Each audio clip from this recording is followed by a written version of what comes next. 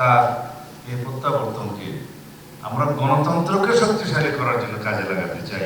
যদি রাষ্ট্র পরিচালনার দায়িত্ব জনগণ দয়া করে আমাদেরকে অর্পণ করেন, তখন আপনাদের কাছে আমরা এখনই এই প্রত্যাশা দিতে পারি যে আমাদের সহযোগিতা থাকবে সর্বোচ্চ। বাংলাদেশের মানুষের মনে ব্যাপক একটা পরিবর্তন হয়েছে বলে আমরা বিশ্বাস করি। 5ই আগস্টের পরবর্তী 2024-এর 5ই আগস্টের পরবর্তীতে প্রত্যাশা এখানে হিমালয় সম। আমাদের কতটুকু কি করার ক্ষমতা আছে সেটা জনগণ জানতে চায় না। গণপ্রত্যাশা, গণ আকাঙ্ক্ষা অনেক বেশি। পূর্ণ গণতন্ত্র চায় বাংলাদেশের সকল মানুষ সর্বক্ষেত্রে। প্রাতিষ্ঠানিকীকরণ করতে চায় গণতন্ত্রকে সব জায়গায়।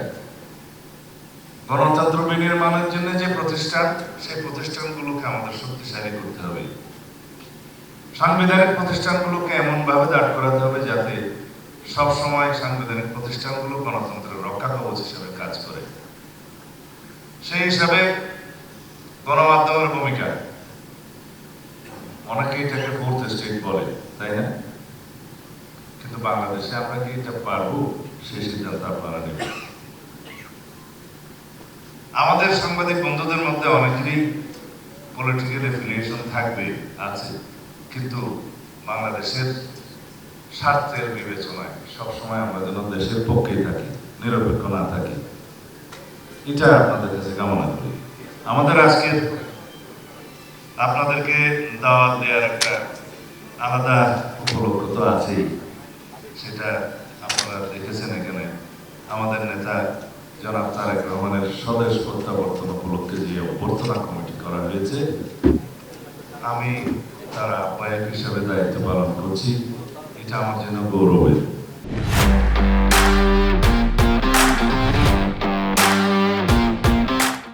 কিন্তু এটাকে এমনভাবে আমরা বাংলাদেশের মানুষের কাছে উপস্থাপন করতে চাই যেন বাংলাদেশের গণতন্ত্রের খুঁটিটা শক্তিশালী হয় তার প্রত্যাবর্তনের মধ্য দিয়ে। জনগণ যেটা আশা করে আমাদের কাছে, সেই আশাগুলোকে, প্রত্যাশাগুলোকে পরিপূরণের জন্য আমাদের একজন নেতা দরকার। সেই নেতা জনাব তারেক রহমান। তিনি বাধ্য হয়ে দীর্ঘ 17-18 বছর কষ্টকর নির্বাসিত জীবন যাপন করেছেন, আপনারা সবাই জানেন। আমি নিজেও 9.5 বছর নির্বাসনে থাকতে বাধ্য হয়েছি। তিনি আসবেন, সারা জাতি অপেক্ষমান।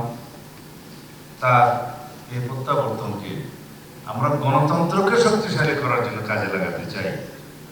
ব্যক্তিকে শক্তিশালী করার কোনো উদ্দেশ্য আমাদের এখানে নেই। নেতৃত্ব অবশ্যই থাকবে, কিন্তু ব্যক্তিতান্ত্রিক, স্বৈরতান্ত্রিক করার কথা কোনো প্রচলন আমরা করব না, এটা আমাদের অঙ্গীকার। দলতান্ত্রিক কোন স্বৈরতান্ত্রিকতা আমরা কখনো বাংলাদেশে উৎসাহিত করব না, এলাও করব না, এটা আমাদের প্রত্যাশা। সেই প্রত্যাশা এবং এই অঙ্গীকার পূরণের জন্য আমরা আপনাদের ভূমিকাকে দয়া করে কামনা করছি, যেন জাতির ভবিষ্যৎকে লক্ষ্য রেখে জাতি বিনির্মাণের জন্য সেটা আপনারা করবেন আশা করি। এখানে আপনারা,